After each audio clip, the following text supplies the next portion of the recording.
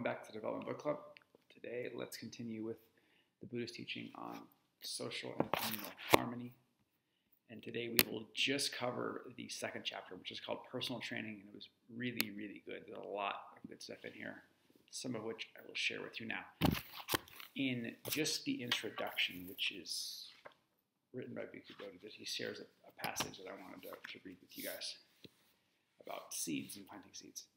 And he says, just as seeds of neem, or this is a Buddha speaking, bitter cucumber or bitter gourd, if those seeds planted in moist soil and receiving water would all lead to fruits with bitter flavor. So a person with wrong view, whatever bodily action, verbal action, or mental action he undertakes in accordance with that view, and whatever his volition, yearning, inclination, and activities, all lead to harm and suffering. For what reason? Because the view is bad, the Buddha says. He says, right view, in contrast, is like the seed of a sweet plant.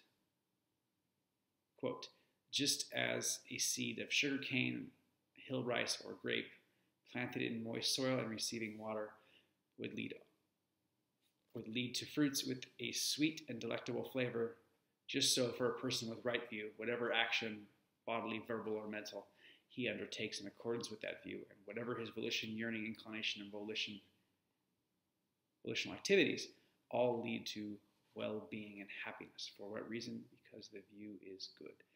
And this is kind of what we talked about in the last chapter, right view, right understanding. And then Bhikkhu Bodhi continues the introduction to the chapter on personal training. He says, for right view to exercise a positive influence, personal effort is required, a deliberate endeavor to harmonize our conduct with our understanding and intentions. So moving here from the view to our conduct. Given that, the verses that are included in the chapter here on personal training are organized into three sections. Number one are meritorious forms of action, as they say, right action. Giving, number one, virtuous behavior and mental cultivation. Giving, virtuous behavior, mental cultivation. Let's cover those three really quickly. Giving. So the anthology begins the discussion of giving with a discussion of its opposite, which is translated here as miserliness, being a miser. The quote here says, and stop me if this sounds familiar in terms of its form.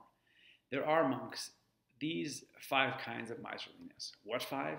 Miserliness with regard to dwellings, with regard to families, with regard to gains, with regard to praise, and miserliness with regard to the Dhamma, or the Dharma.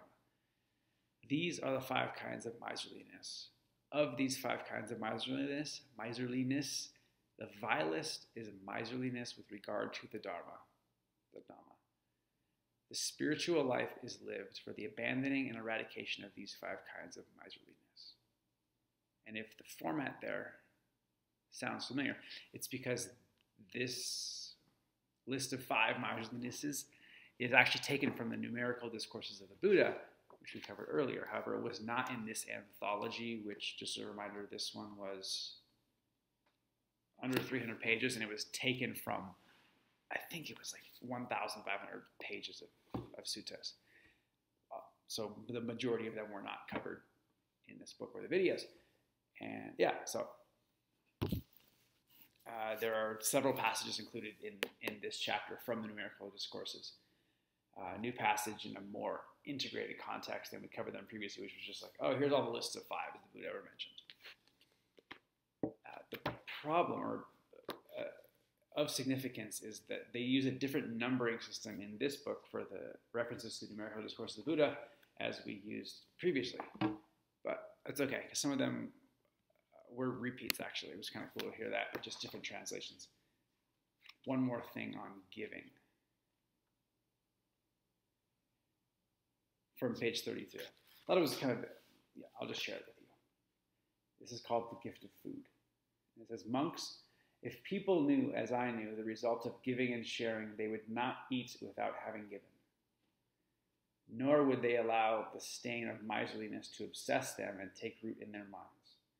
Even if it were their last morsel, their last mouthful, they would not eat without having shared it. if there were someone to share it with. But monks, as people do not know, as I know, the result of giving and sharing, they eat without having given, and the stain of miserliness obsesses them and takes root in their minds.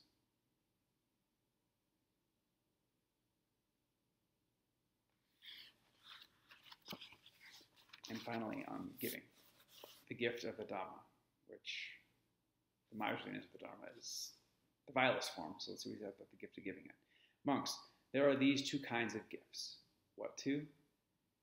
The gift of material goods and the gift of the Dhamma. Of these two kinds of gifts, the gift of the Dhamma is foremost. There are these two kinds of offerings, these two kinds of generosity, these two objects of relinquishment. What two? The relinquishment of material goods and the relinquishment by giving of the Dharma. These are the two kinds of relinquishment, and of these two kinds, relinquishment by giving the Dharma is foremost. Those are my favorite of the passages on giving here. Let's move to virtuous conduct. And there's an emphasis here on avoiding affliction in others, affliction in oneself, and affliction in both. The most basic moral teaching we have here. It says, quote, "A noble disciple abstains from the destruction of life, abstains from taking what is not given, abstains from sexual misconduct, abstains from false speech, abstains from liquor, wine, and intoxicants, the basis of heedlessness." This is called accomplishment in virtuous behavior. And we've covered these, not destroying life, not taking what is not given. This is a Buddhist take on what stealing is taking what is not given. And there's a really cool chapter in the section on virtuous conduct called Impurity and Purity. I'd like to share that with you.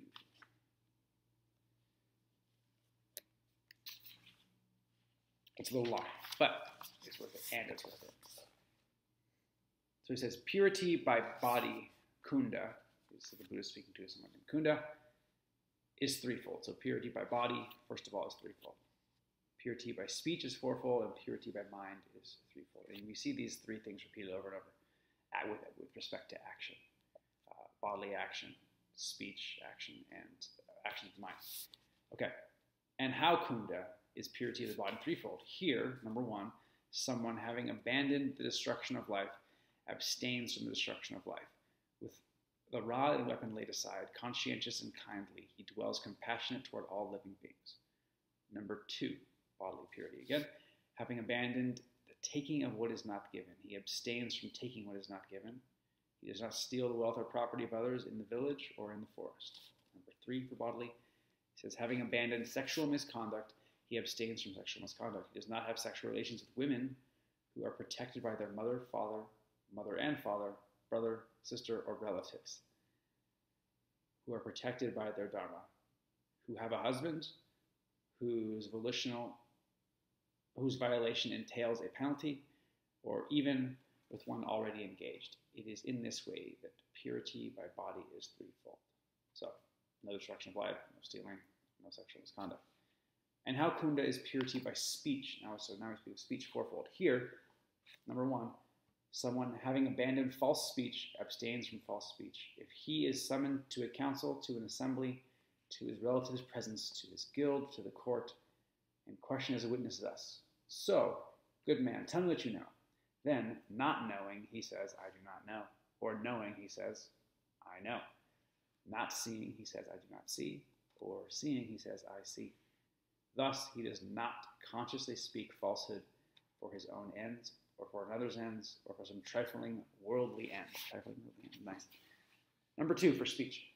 Having abandoned divisive speech, he abstains from divisive speech. Having heard something here, he does not repeat it elsewhere, in order to divide those people from these people. Or having heard something elsewhere, he does not repeat it to these people here, in order to divide them from those.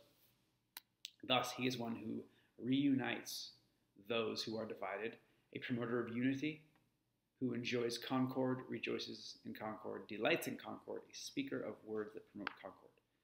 Third way, for speech, having abandoned harsh speech, it's the best one, in my opinion.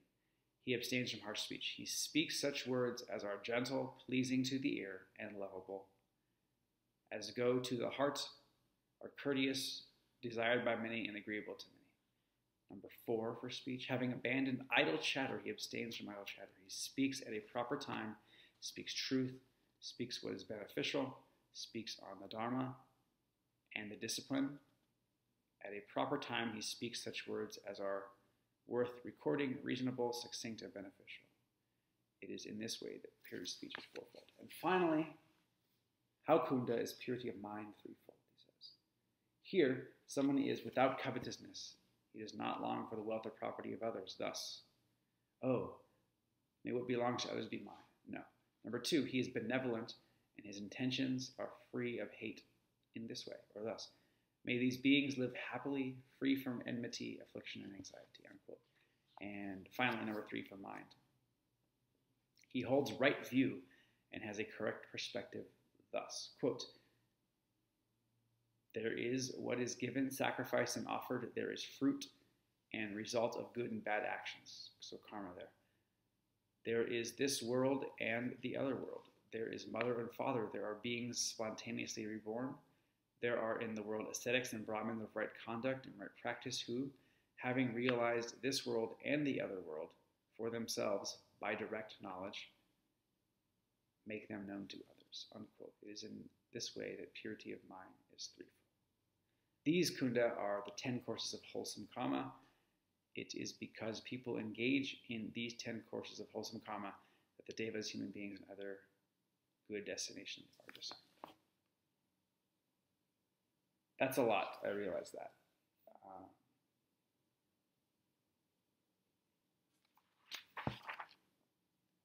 I'd like to share a little bit more from the 3rd section of this chapter, which so we've covered now on personal training, we've covered giving and virtuous conduct, and finally then there is mental cultivation, which maybe you could see as a subset of virtuous conduct. On mental cultivation, there are 2 kinds of thoughts. And speaking of his personal experience before his enlightenment, the Buddha says, monks, whatever a monk frequently thinks and ponders upon, that will become the inclination of his mind. If he frequently thinks and ponders upon thoughts of sensual desire, he has abandoned the thought of renunciation to cultivate the thought of sensual desire, and then his mind inclines to thought of sensual desire, right? So it's habits in our mind. If he frequently thinks and ponders upon thoughts of ill will, thoughts of harming, he has abandoned the thought of harmlessness to cultivate the thought of harming, and his mind inclines toward thoughts of harming. Just as in the last month of the rainy season, this really cool image here. It's just as in the last month of the rainy season, in autumn, when the crops thicken, a cowherd would guard his cows by constantly tapping and poking them on the side, and that with a stick to check and curb them.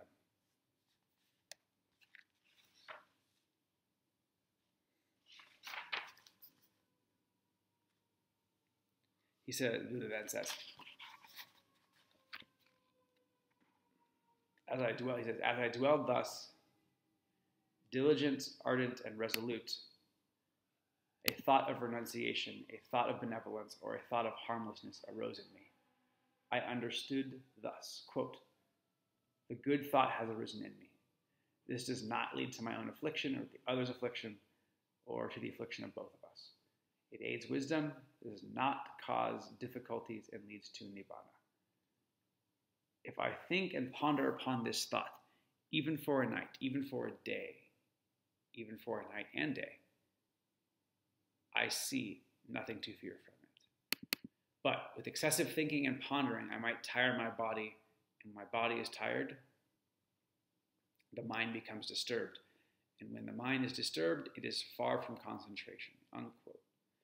So, back to the Buddha again. So, I studied my mind internally, quieted it, unified it, and concentrated it. Why is that? So that my mind should not be disturbed.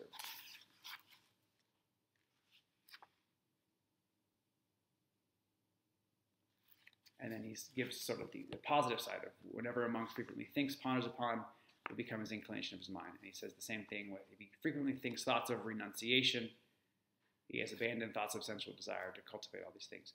He then compares this with the cowherd again. So he says, just as in the last month of the hot season, when all the crops had been brought inside the village, a cowherd would guard his cows while staying at the root of a tree or out in the open, since he needs only to be mindful that the cows are there. So too, there was need for me only to be mindful of those states were there. So he compares this different seasons with different peoples, with different people with different sets of mind, where they're at in their development, whether they need to be watching out for all the plants around, or if the plants have been cut down, the cowherd just needs to see the cows. One more section, and we will be done with this video.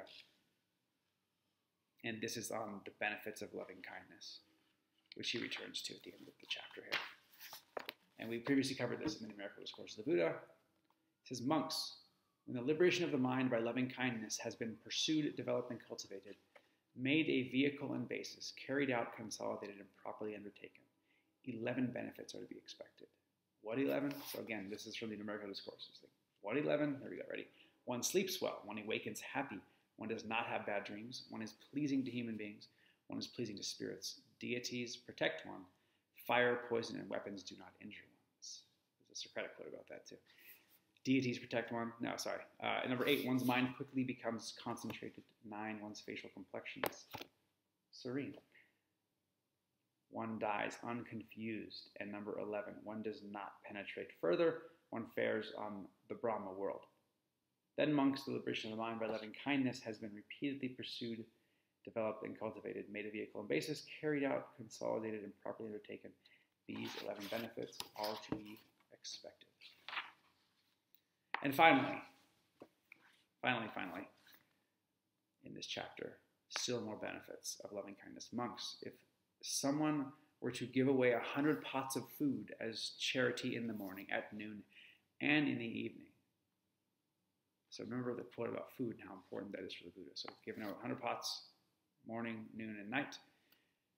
And if somebody else were to develop a mind of loving kindness, even for the time it takes to pull a cow's udder, great image of the cow again, either in the morning, at noon, or in the evening, this would be more fruitful than the former. Therefore, monks, you should train yourselves thus. Quote, we will develop and cultivate the liberation of mind by loving kindness. Make it our vehicle, make it our basis, stabilize it, exercise ourselves in it, and fully perfect it. Unquote. Thus, you should train yourself. Personal training. Last section on mental cultivation from the Buddha. Great students in this chapter. Thank you for being here.